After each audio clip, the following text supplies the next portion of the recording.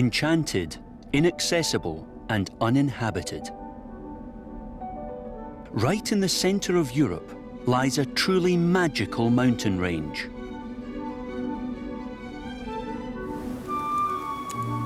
Up in the Tatra Mountains, one of the oldest forests on the continent is quietly growing. Rivers surge along, untamed.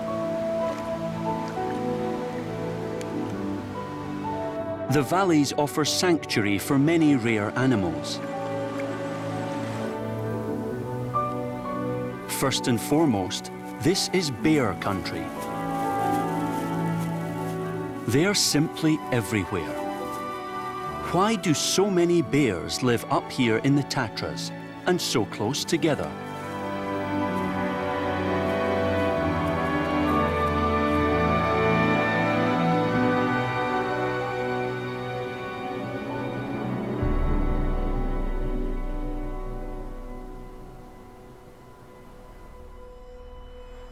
The Carpathian Mountains sprawl out over the middle of Europe. Their highest part lies between Poland and Slovakia, the Tatra Mountains.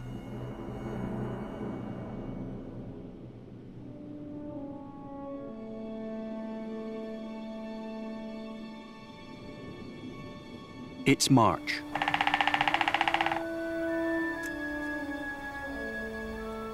The first bears are slowly emerging from hibernation in the Ticha and Koprova Valley of the Tatra National Park.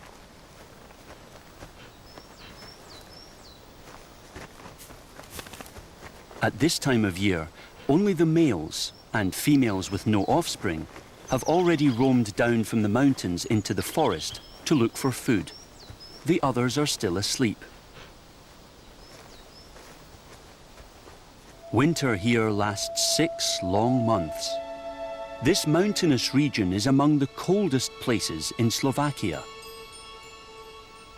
But the first signs of spring are already underway. Soon the streams will be filled with meltwater.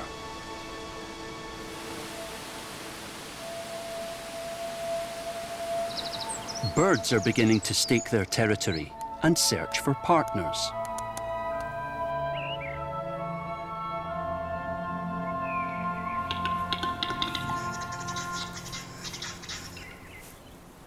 In the mountain dawn, the western capercaillie is causing a bit of a scene.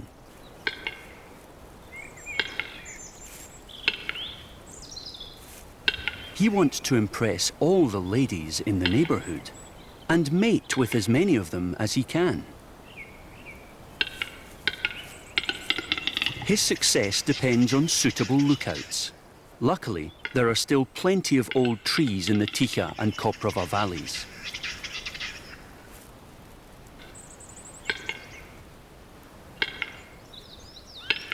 A relative is courting in the undergrowth below.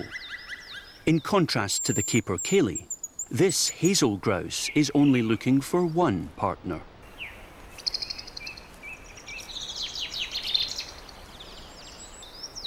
Later on, both the male and the female will look after their young. By early May, most of the snow above the tree line has melted.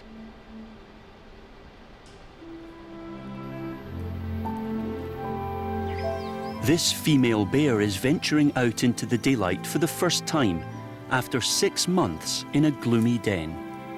And look, there's someone with her.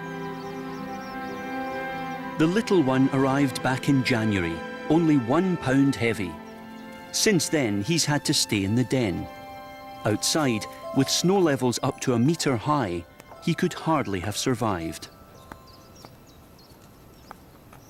Everything is new to him.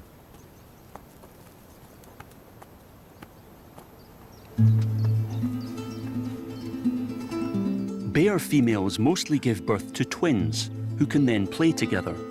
So with an only child, Mum has to double as a climbing frame.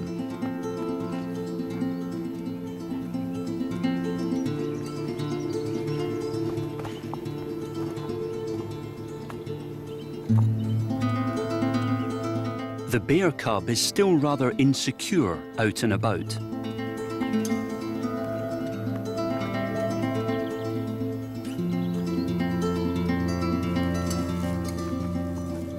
Its mother always has an eye on the little bear and is immediately ready to help when the cub gets stuck. This is also the first outing for the adult bear since November.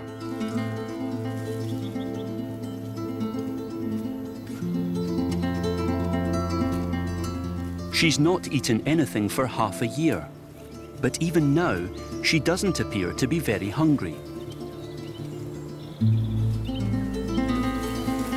Mother and child don't feel at all disturbed. They're being filmed from around 600 meters away, on the other side of the wide valley. Rare footage indeed, from Central Europe.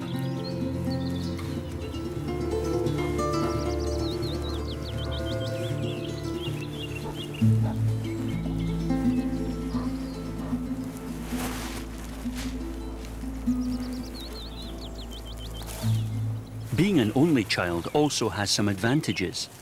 The cub doesn't have to share the mother's milk with siblings and can therefore grow faster. These two are not the only ones around. All over the slopes, bear mothers are now starting to appear with their offspring. This one has twins.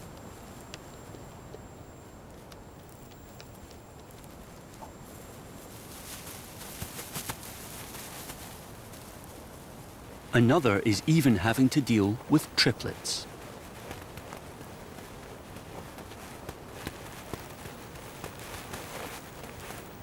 The females with bigger, more developed cubs already left their wintering dens several weeks ago. This mother gave birth 2 years ago.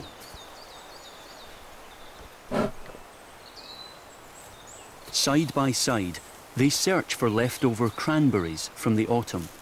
This will be their last spring together. Next time, the little cub will leave her mother, who will then have new offspring to care for. Then they will have to fend for themselves. Astonishing. Within a single year, as many as 12 bear mothers with offspring were observed in the Ticha and Koprava valleys. Altogether, 40 to 50 brown bears are living in this area, which is about the size of Bristol. A population density like nowhere else in Central Europe, and which is completely absent in the Alps. So what does this wilderness have, which other regions in Europe don't?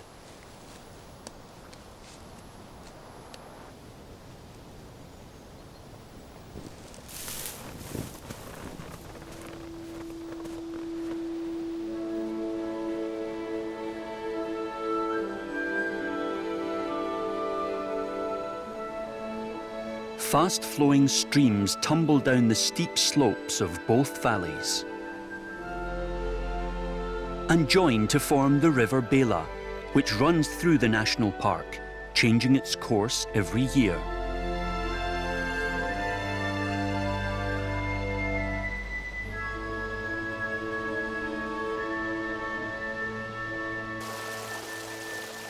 A kingfisher has dug its breeding burrow into the escarpment of the riverbank at an alleged safe height. The layer with the offspring reaches up to 1 meter deep into the bankside. The parents fish continuously for their chicks. On the Bela River floor, these European bullheads are rather poor swimmers. But they're still difficult to catch. They normally hide between stones, and the kingfisher has to wait for them to appear again.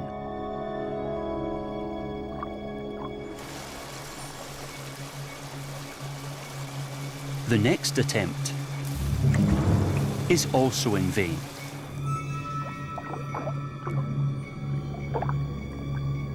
These 10-centimeter long fish have developed a cunning trick to make themselves virtually invisible.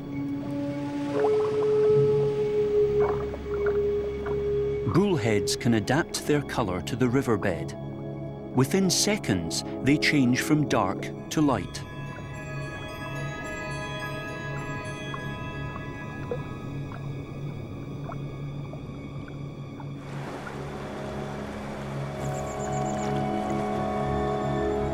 When the fish move, however, they can be seen.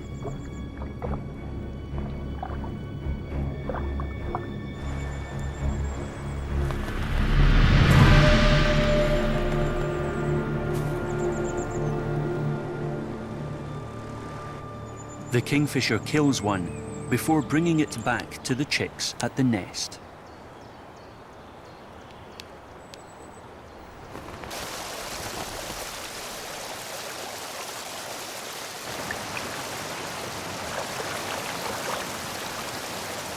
Another enemy of the bullheads lives by the river, the otter. He can even get to the fish in their hiding places by just flipping the stones over and snapping up the surprised bullheads.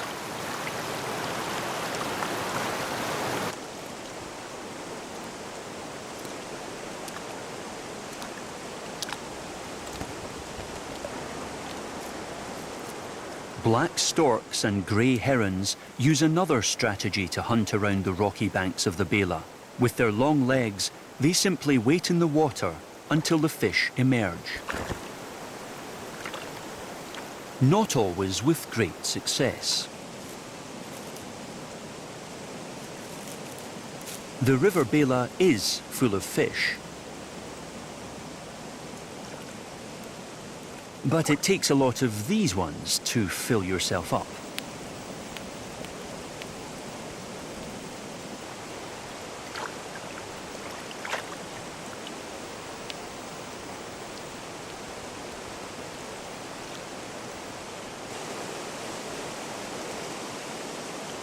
For the bears, catching fish as small as that just isn't worth it. Salmon, like those caught by brown bears in other parts of the world, are not found in the Bela.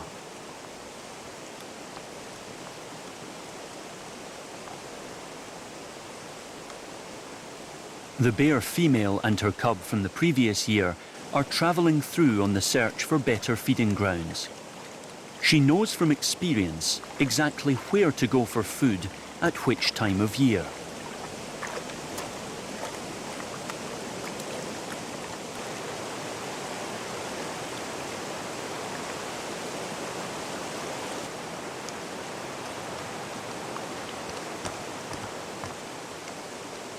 Early summer draws all the bears up from both valleys and onto the mountain pastures.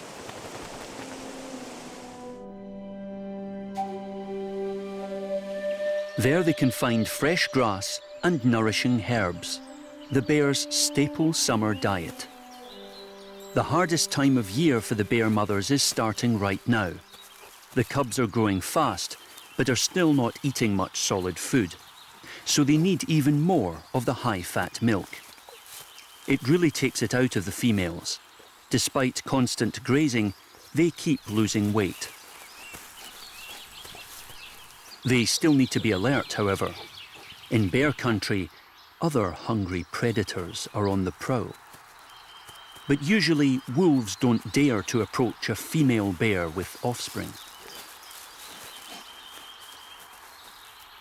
Adolescent bears, who've already left their mothers, are in greater danger. Their biggest enemies are members of their own species. For male bears, the most critical phase of their lives is now beginning.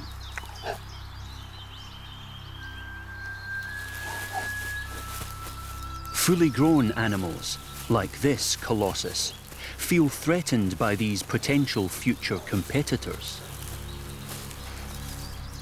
While younger females tend to stay within the territory of their mothers, young males head further afield and risk crossing paths with older bears.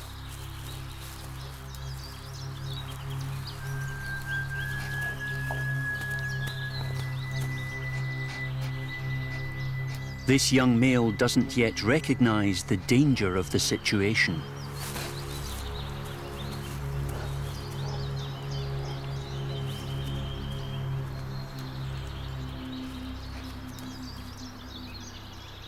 The older bear has been following the youngster's tracks for a long while. Simply chasing the cub away is usually not enough for him. Such encounters often end in tragedy. This young male has had his spine broken.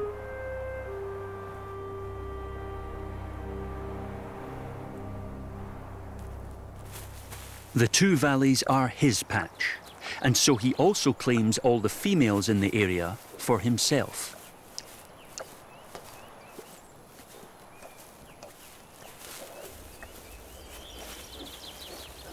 For years, he's been the strongest man around here. Females have therefore been happy to accept him as a father for their offspring.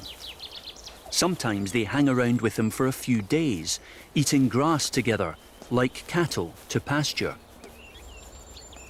Every bear female instinctively knows that if they don't mate with him, he'll kill their offspring from another male the following year. He has an incredible memory for exactly which female he bred with in the previous year.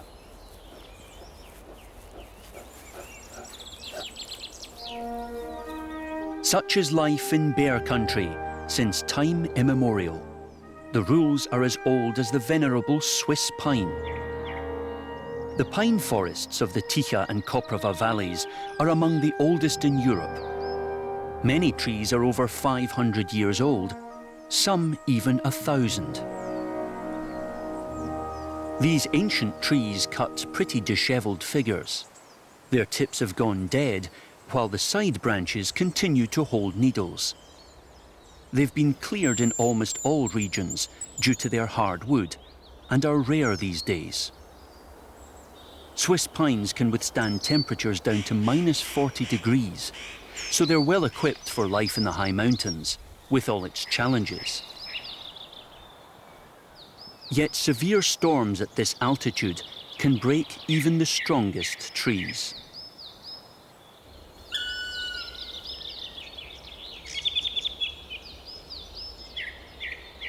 Many pines grow on the bare rock. The soil, with its nutrients, has been washed down into the valley long ago by the rain. The roots clutch the stones, penetrating even the smallest cracks and anchoring the trees to the rocky surface.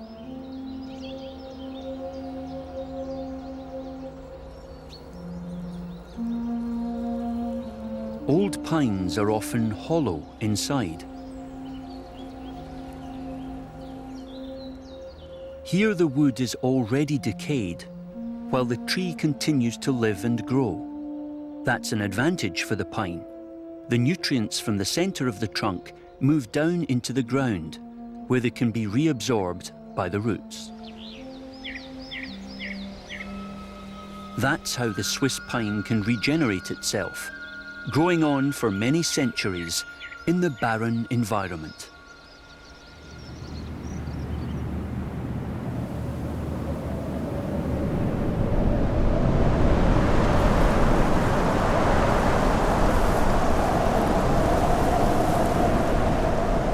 A storm is brewing.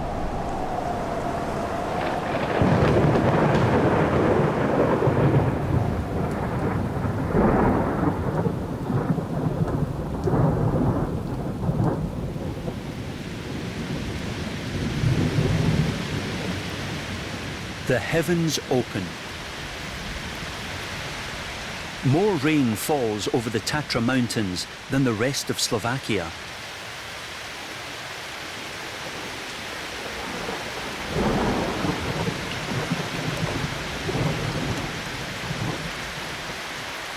All the water that falls over the two valleys runs into the river Bela. This time, the rain is falling for 4 or 5 days without a break. Even here, that only occurs once a decade. The small mountain stream quickly turns into a rushing torrent. It flows well over the banks.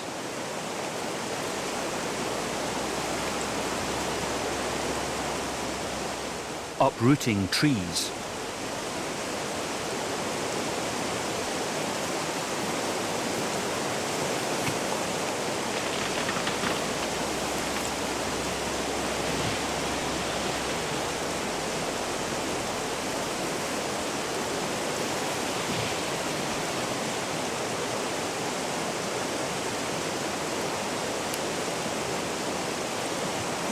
It doesn't help that they're deeply rooted. The normally peaceful river has developed a destructive force, softening the earth until the hillside begins to slip.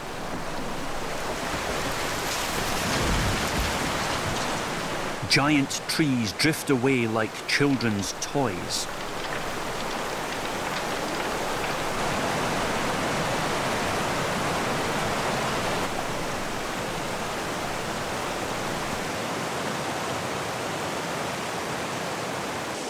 The water level has almost reached the kingfisher's breeding burrow, so the parents can hardly get to the chicks inside anymore.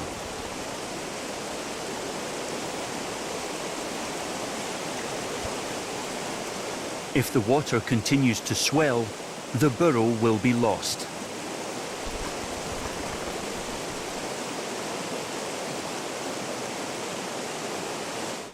Then, finally, the rain stops.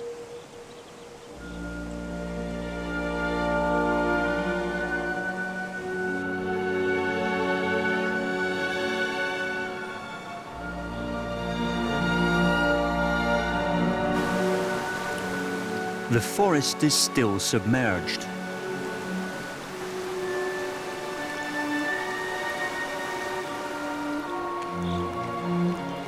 Miraculously, the young kingfisher, recognizable by his short beak, has escaped the flood. His parents will provide food for a few more days. Then he'll have to learn to fish for himself.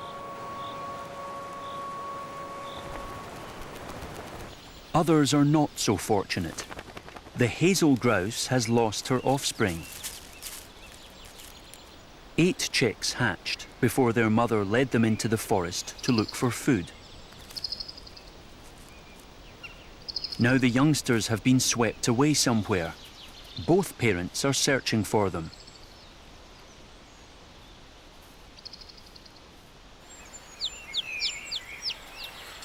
They hear a pitiful chirping coming from the undergrowth.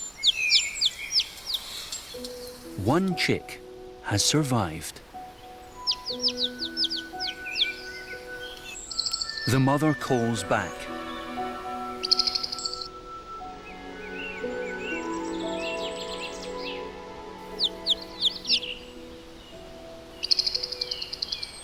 When they finally find each other, his mother takes the surviving chick to new feeding grounds in order to quickly rebuild his strength.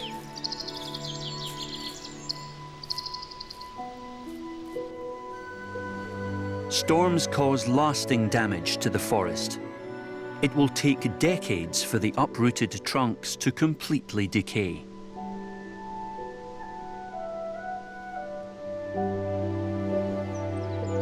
The force of the wind has ripped giant holes in the tree cover. Creating clearances which are popular with the brown bears. The storm has provided them with new food sources. Sweet blueberries grow in abundance here, much more nutritious than only eating grass the whole summer long.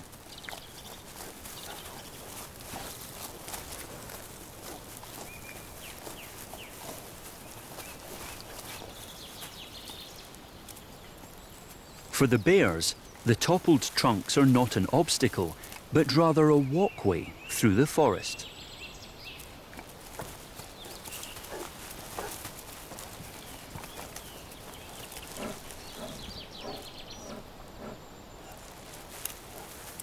For other animals, a steep slope covered with fallen trees is much more difficult to overcome.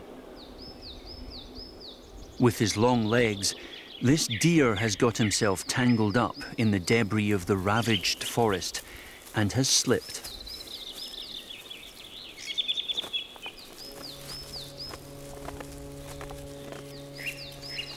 In the process, he's broken his leg.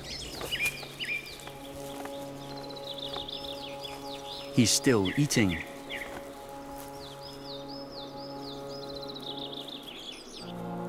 But his strength has been sapped a long time ago.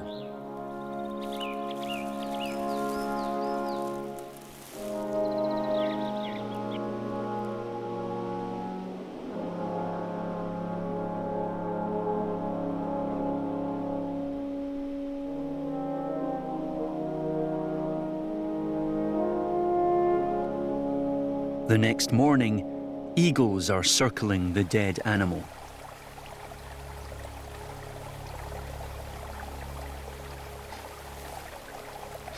He's been discovered by a female bear. In full health, the deer would have easily been able to see her off.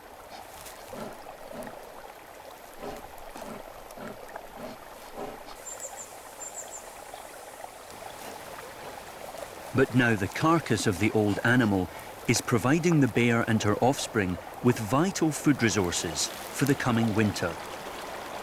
So the bears not only profit from the blueberries, but also other after effects of the storm.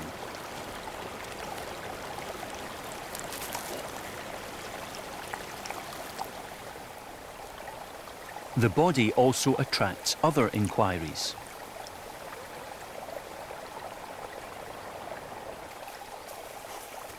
As soon as the bears have had their fill, a young fox wanders in.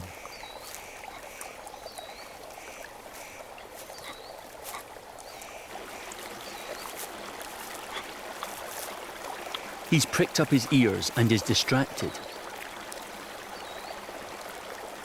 He's afraid of aerial attacks. Eagles can also prey upon young foxes.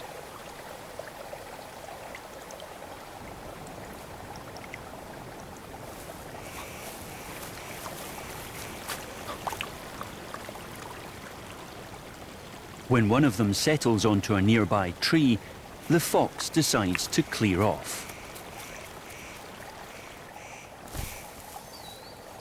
Thus, a whole range of predators profits from the stag's misfortune.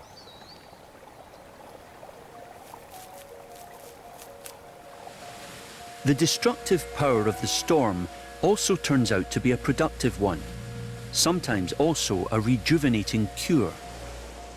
The river has once again changed course, and new sandbanks full of fallen trees have been created all over. For the brown trout, they pose no obstacle. In fact, quite the opposite. The fish like to draw back to the protection of the trunks from the open water.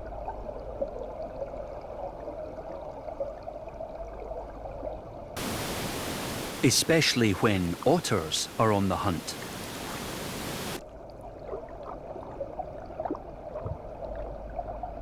Graylings also hide in the undergrowth from the otters, who now have a more difficult job.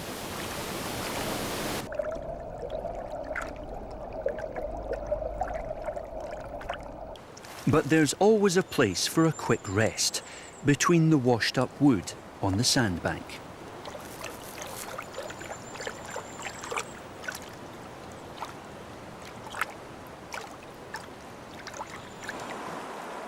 The debris-strewn surfaces are quickly inhabited. Many plant species need open, sunlit places.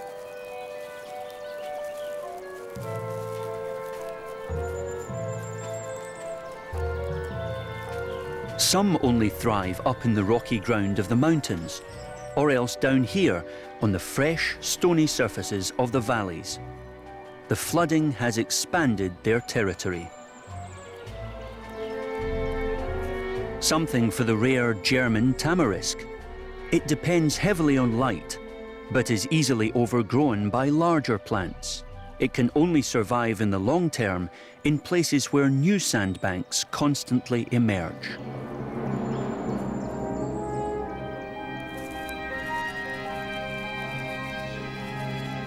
They're the favourite hunting grounds of an extremely adept sprinter, the tiger beetle.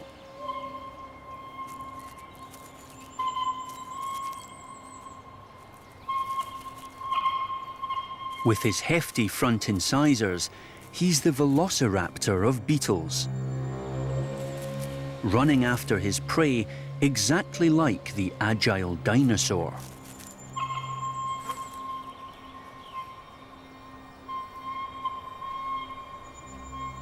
Or springing into action to grab another insect. He pierces his prey through the exoskeleton, then sucks it dry.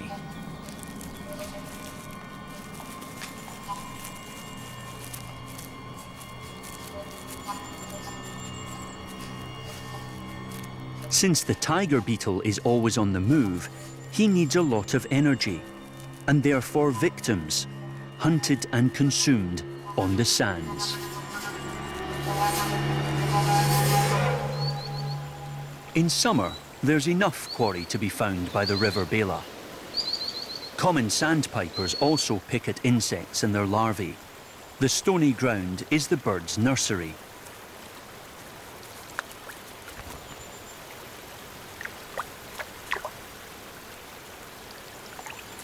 Right after hatching, the chicks have to find their own food.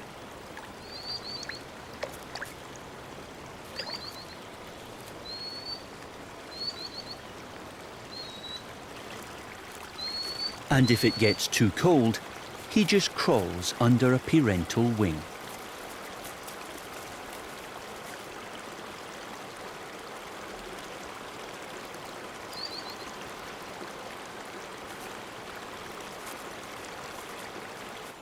Just days after the flooding, the reforestation of the new sandbanks is beginning. Here the air is filled not with insects, but with willow seed. Over densely grown areas, the germ buds have no chance. But where there's enough light, the young trees can grow up to 1 meter within a single year. After a few years, a thick willow grove has emerged on the new sandbank. The fresh, lush foliage attracts red deer to the river. Young and old alike graze away on the willow.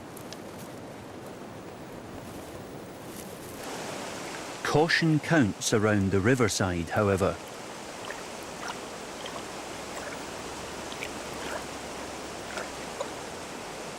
And not only because of the current. The wet, slippery stones make life difficult for the deer. With their smooth hooves, they can easily slip or get wedged in the rocks. That's why wolves like to hunt around the banks.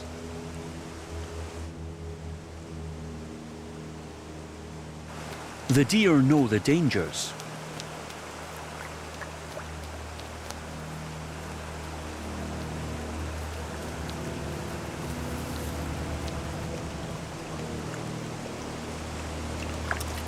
But they don't have to worry about this one. His belly is already well filled. And that's exactly what the cubs in the forest are waiting for.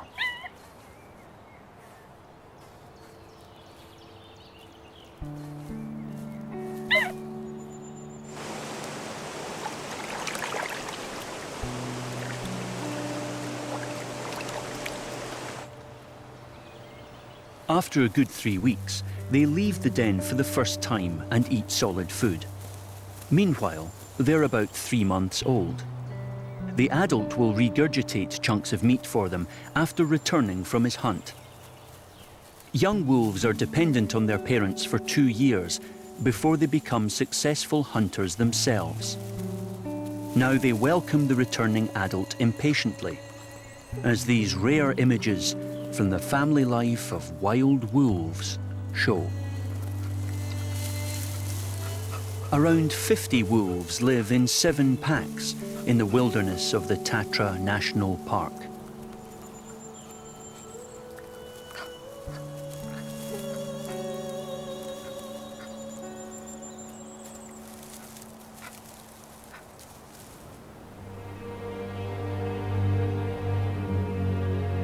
In August, mornings are already bringing mist to the forests of the Ticha and Koprava valleys.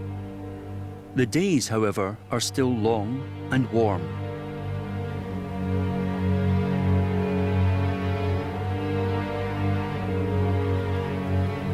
Towards the end of the summer, the cones of the Swiss pines ripen. Sometimes as many as 100 nuts are sheltered under the scales of one pine cone. 70% fat, 20% protein. The nuts are extremely nourishing. The spotted nutcracker knows this only too well. The nutcracker lives up to its name by using its powerful beak. He works away as if using a chisel, turning over individual scales or else flying off with an entire cone.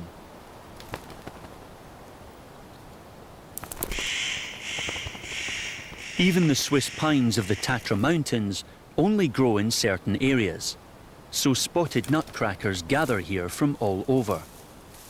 They live rather secretively the whole year round, eating insects, birds' eggs, and the seeds of other plants. But they can hardly get enough of the fat-rich Swiss pine nuts, devouring one after another.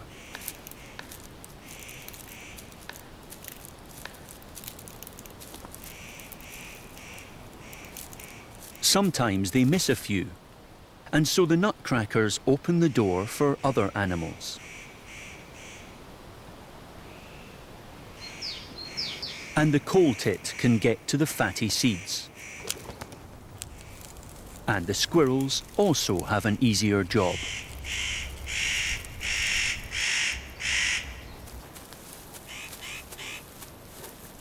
Even the brown bears can't ignore the treetop turmoil.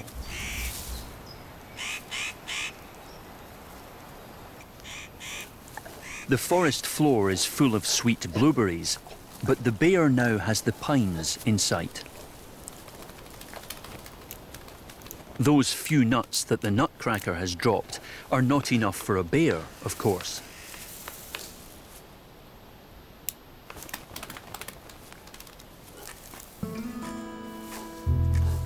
Better than waiting for gifts from above is climbing up for a closer look himself.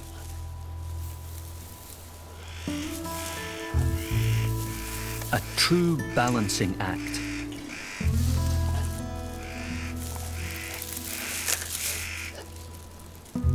Wherever one looks, there are bears perched in the pines.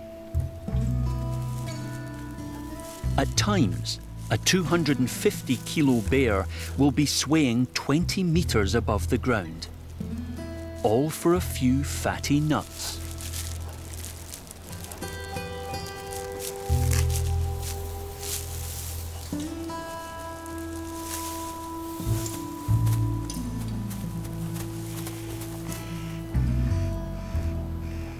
"20 bears together have been observed up in the trees, over a surface of only 2 square kilometers. Their territories do overlap, but when there's enough to eat, they steer clear of each other. This is extraordinary behavior for European brown bears, only known and filmed right here.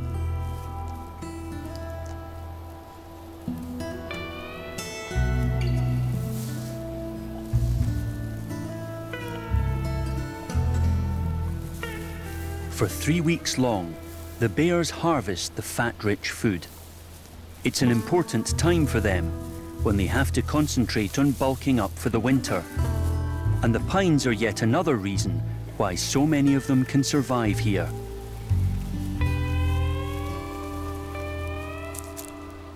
The spotted nutcracker pecks at nut after nut. But simply taking on fat deposits immediately is not the only survival strategy employed by the birds for the cold season. They transport dozens of seeds in their throat pouches to lay down in the forest as reserve supplies. A single nutcracker hides tens of thousands of pine nuts in autumn. An incredible feat, especially of the memory. Even when there's a meter of snow lying in winter, the birds purposefully dig a tunnel down to their supply store. They often hide the nuts in places where no trees are growing. The heavy seeds would never reach these places unaided.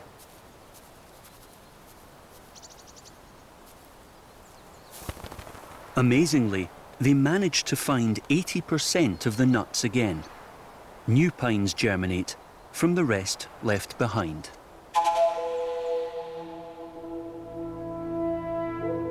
In this way, the nutcrackers are also the horticulturalists of the pine forest, making sure that the rare trees are well distributed once again.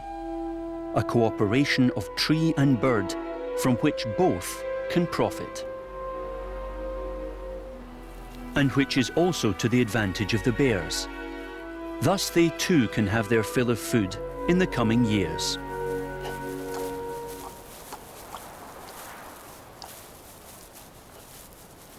When the pine trees have been fully harvested, they get stuck back into the blueberries and cranberries.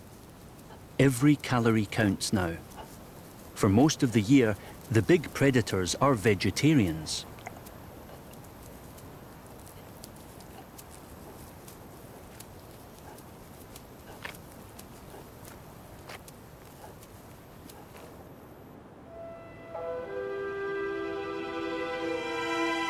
Autumn arrives, rapidly bringing cooler temperatures to the Tatra Mountains.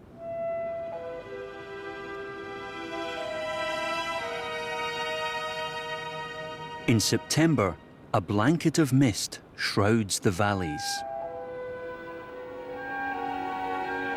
And swarms of guests fly in from northern Europe.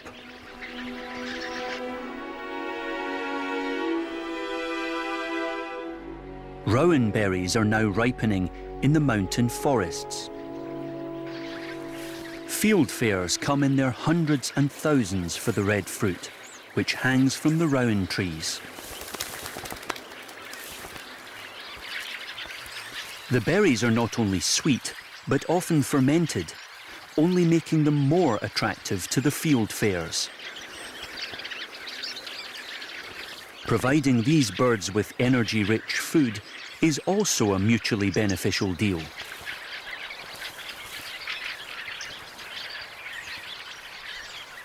The field fares harvest the trees, and when they've finished one off, they keep on going, tree to tree and valley to valley.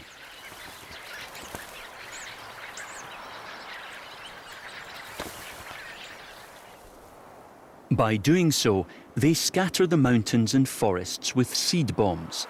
Their droppings contain the leftovers of the digested fruit. New rowans will germinate in these places the following year, and if there's enough light, they will also grow. In this way, the field fares disseminate huge numbers of new trees every year, distributing the rowan berries in places where there's no forest. So they're also landscape gardeners, especially in places where storms have destroyed areas of old forest.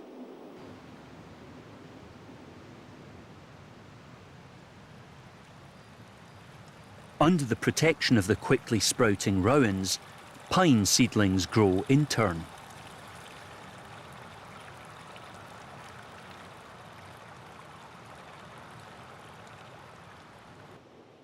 After 50 to 100 years, the pines are bigger than the rowans which were germinated by the field fares. The mountain pine forest is back. A cycle of constant renewal in the valleys of the Tatras has come round again. Destruction has laid the foundations for regeneration.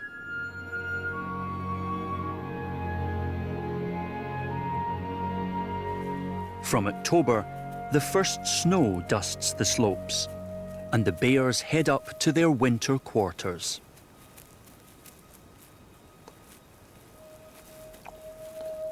A last morsel before they withdraw to their dens to wait out the cold season.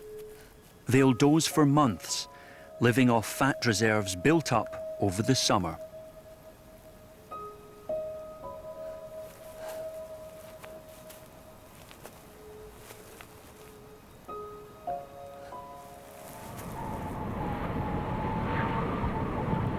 Temperatures quickly become icy.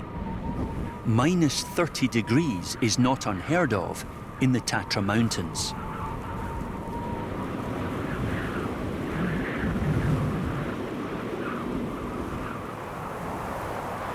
Snow often lies over a metre deep.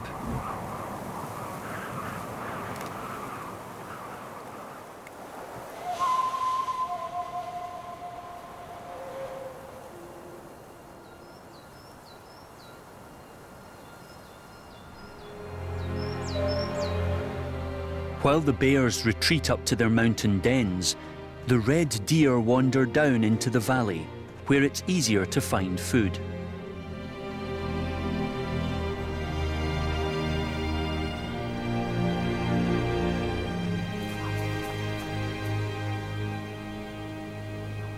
Further down, the grass isn't as covered with snow. The weak ones will either starve or be taken as prey. This one fell victim to wolves.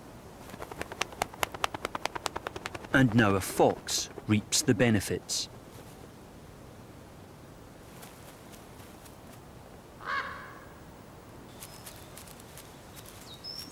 A few berries and seeds still hang from the bushes, helping to get bullfinches and hazel grouse through the winter.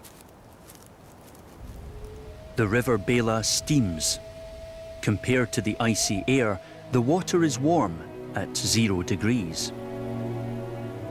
Only in calm areas does the water freeze over.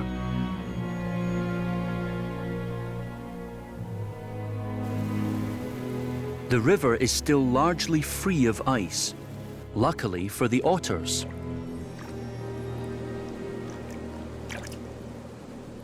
Even in winter, they have to remain active the whole day long to catch bullheads and other small fish. Despite their thick fur, these feisty creatures lose a lot of body heat hunting in the ice-cold water, so they still need up to 1 kilo of food every day.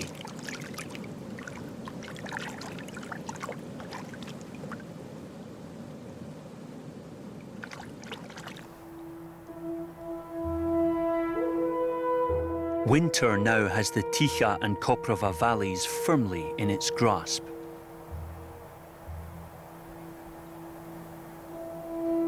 While all the other animals must keep searching or hunting for food in the forests to survive the winter, the bears' year has come to an end.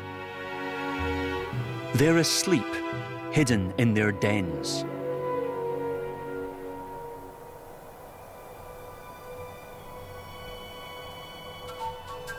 There, the females will bring new offspring into the world from January,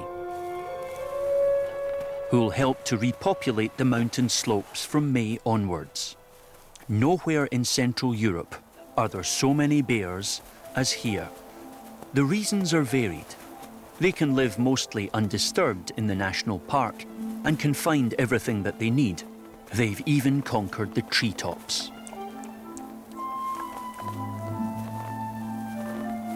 The valleys are protected from the peaks to the lowlands, and natural cycles can take their course, as they have done for thousands of years.